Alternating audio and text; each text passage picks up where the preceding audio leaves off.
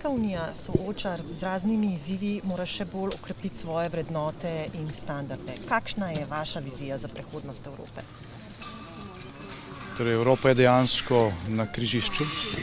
Veseli me, da bomo danes imeli zelo odprto razpravo o prihodnosti Evrope in Evropske unije kot stebra evropske celine.